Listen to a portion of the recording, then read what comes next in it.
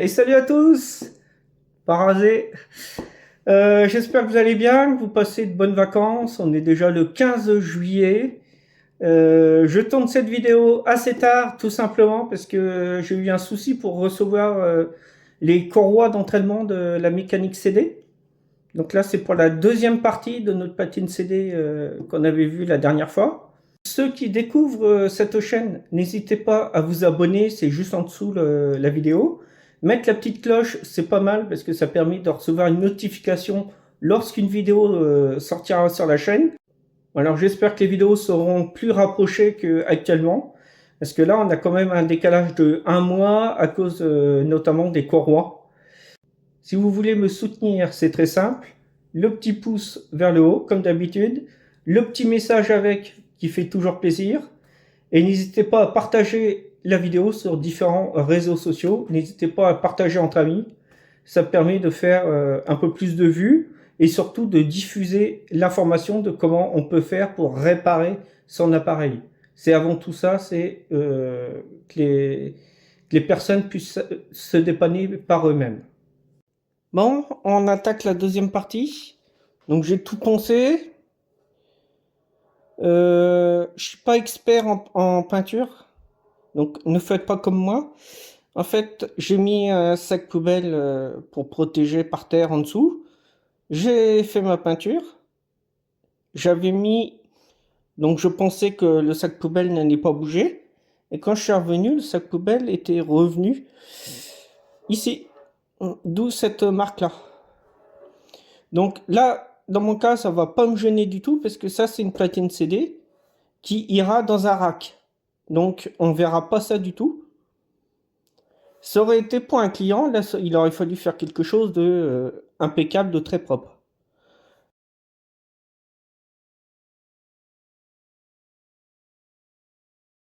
J'ai mis de la peinture noire anti-rouille, la peinture noire mat.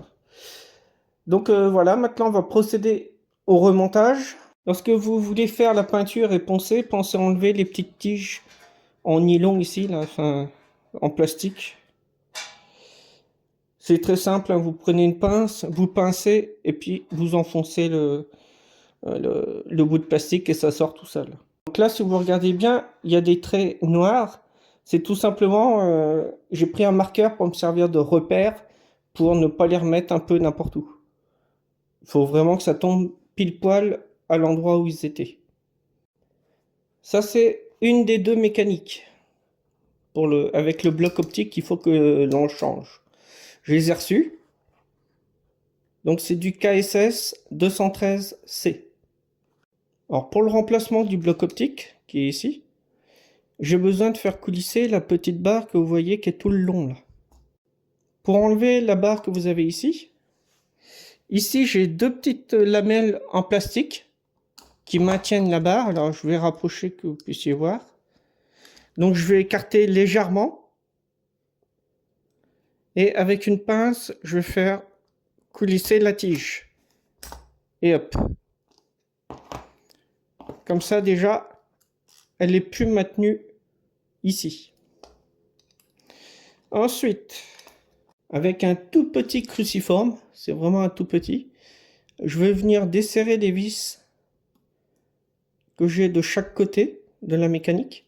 Bon alors là, j'en ai dévissé légèrement deux, que ça puisse bouger. Et par contre, j'en ai enlevé deux complètement. Comme ça, ma mécanique, elle peut monter comme ça toute seule. J'ai besoin d'un espace entre la partie mécanique et le bloc ferraille qui est par-dessus. Ensuite, je vais monter ma mécanique comme ceci. Pour sortir la tige. Inutile de la sortir complètement. Là, dans mon cas, c'est juste pour que le bloc optique soit libre. Là, dans mon cas, je suis un peu coincé parce que je ne peux pas enlever mon bloc optique normalement parce que j'ai cette petite roue dentée en plastique qui me gêne. Du coup, on va le retourner. Donc là, c'est pareil. Il y a deux petits ergots en plastique. Donc avec une pince, Je vais les pincer et je vais pousser pour le dégager. Dégager la roue dentée.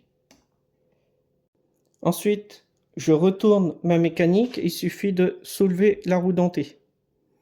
Donc là, vous allez mieux voir les deux petits ergots qui retenaient la roue qui sert à faire déplacer le bloc optique. Donc maintenant, on va pouvoir l'enlever tranquillement, facilement. Donc, on regarde bien l'étiquette avant de commander, que c'est écrit, dans notre cas, c'est KSS 213C. Si vous retournez votre bloc optique, là, vous allez vous apercevoir qu'on a deux petites soudures qui ne se touchent pas du tout.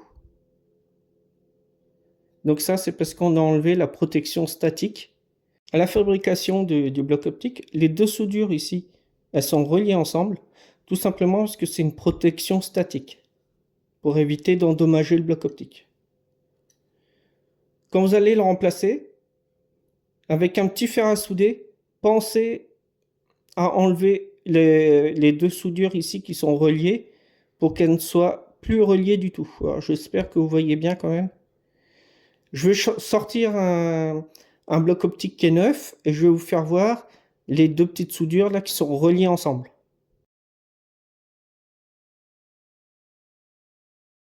Ça, n'y touchez pas, ce petit ajustable là. En fait, lui, il sert, il est réglé d'usine, mais c'est pour la tension qui va venir alimenter la lentille là ici, le petit laser. Donc si vous le tournez, dans un sens, vous allez diminuer la tension. Et si vous le tournez dans l'autre sens, on dit qu'on pousse un peu le bloc optique, puisque ça se faisait dans le temps sur les platines, des fois, pour que la platine reparte. Alors ça pouvait être une semaine, ça pouvait être 2 jours, ça pouvait être 3 mois. Donc en tournant le petit ajustable, on arrivait à fournir une tension un peu plus élevée sur le bloc optique. Et du coup, la platine arrivait à relire un peu les CD. Mais ça, c'est pas une solution qui est fiable, puisque ça revenait systématiquement en panne. Donc là, dans notre cas, on met un 9.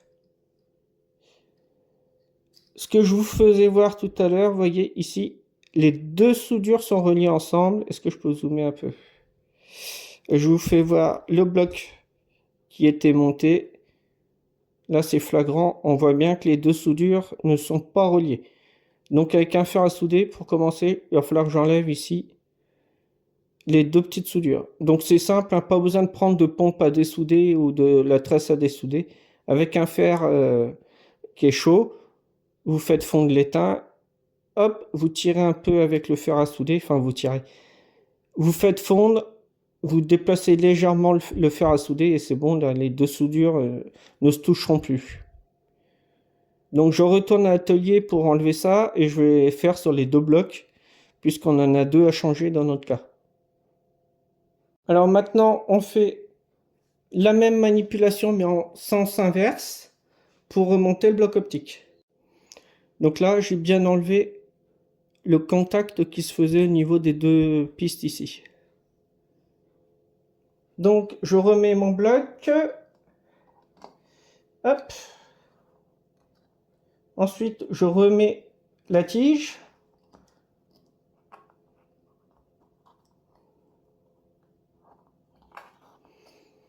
Je remets la tige dans le plastique du bloc optique. Ensuite, je tire la tige pour la rentrer complètement. Et là, vous voyez bien, elle est embutée. Ensuite, maintenant, je vais remettre ma roue dentée. Donc, c'est très simple. Le petit trou, là, hop. Et voilà. Alors, je prends un petit tournevis plat pour m'aider. Ici, vous avez des languettes en plastique. Et vous en avez deux autres de l'autre côté. Donc, je viens avec mon tournevis faire levier. Pareil ici. Hop. Je retourne tout ça. J'appuie ici et hop, tout vient. Donc ça me permet d'enlever cette partie et d'enlever également le tiroir CD.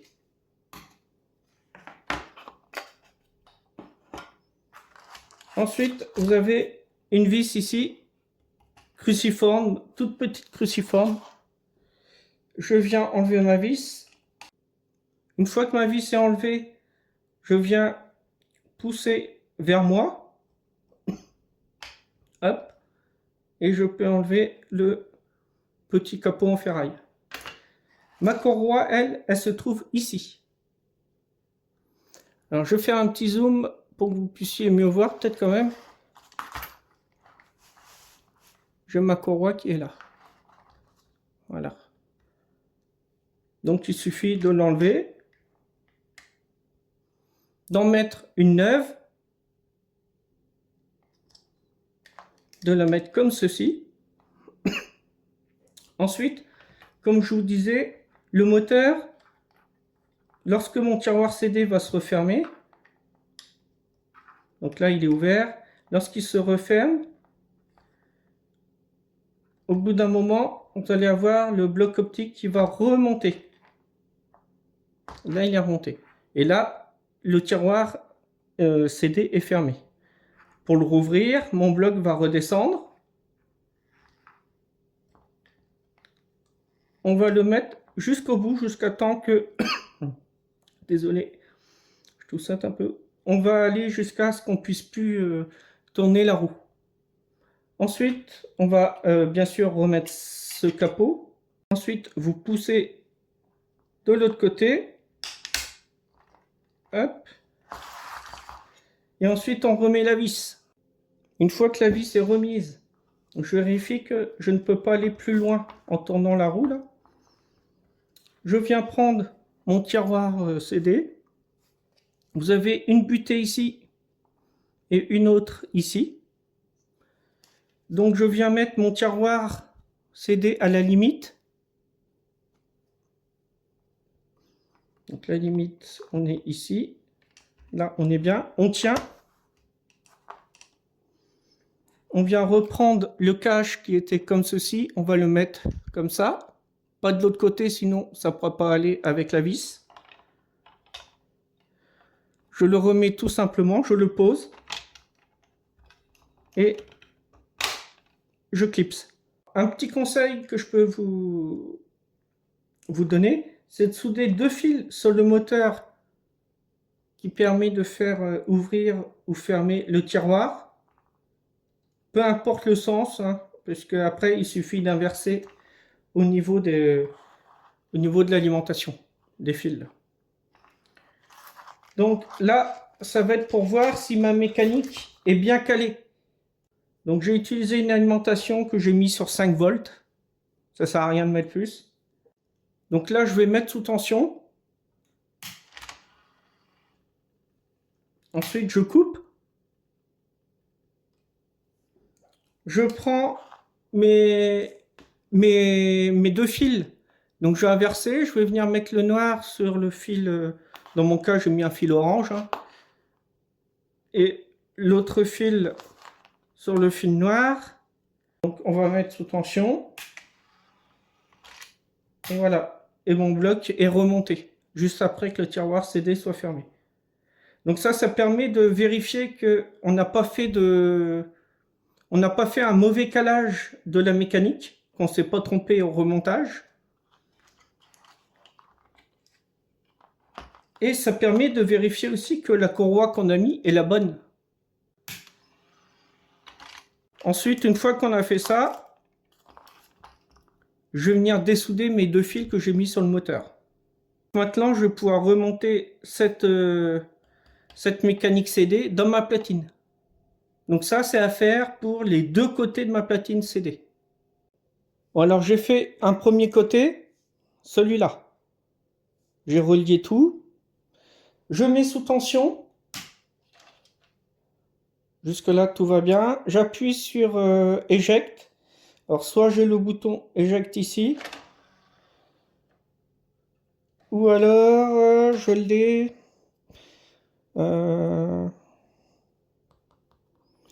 il est où mon bouton Eject? Ici.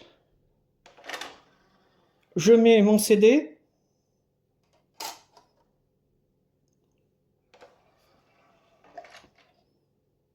Alors là, il faut espérer que ça parte. Voilà. J'appuie sur Play.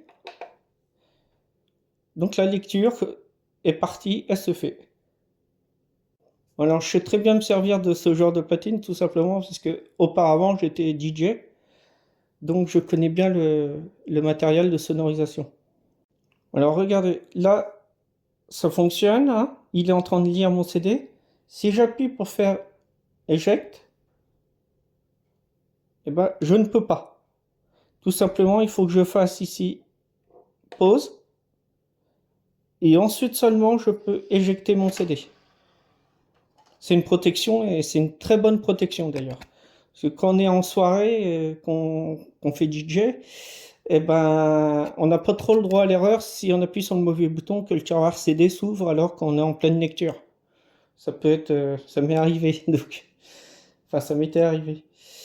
Je referme. Donc maintenant j'ai plus que l'autre côté à faire. Donc je ne vous le fais pas voir puisqu'il faut que je recommande à nouveau des courroies. Il faut que j'arrive à en trouver des bonnes parce que celle que j'ai mis, c'était la dernière qui me restait que j'avais achetée chez Azo auparavant. Et toutes celles que j'ai achetées sur AliExpress, c'est de la vraie daube. Tout ce que j'ai reçu. C'est pour ça que ça fait à peu près un mois que je n'ai pas mis de vidéo en ligne. C'est à cause de ce problème d'approvisionnement de courroies. Alors aussi, on n'oublie pas, il faut remettre la petite barre de la face avant. Donc pour ça, je suis obligé de sortir le CD. Je l'éteins. Il faut nettoyer bien le plateau de tiroir CD parce que si on vient de changer un bloc optique et qu'on remet un plateau tout dégueulasse, et ben la poussière va se remettre dessus. Donc c'est pas trop c'est pas l'idéal.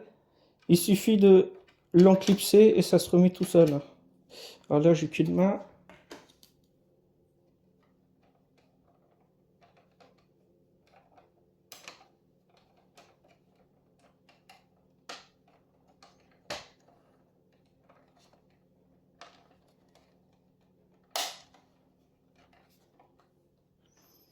J'y voyais mal, mais ça s'est remis, c'est bien.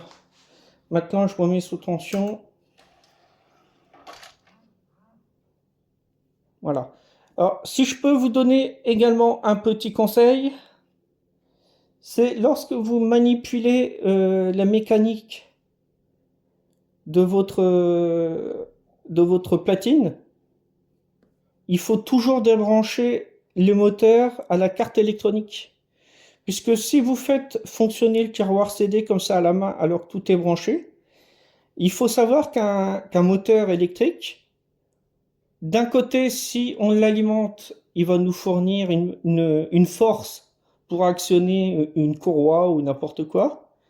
Mais si on le tourne à la main, il peut servir de dynamo et fournir un petit courant.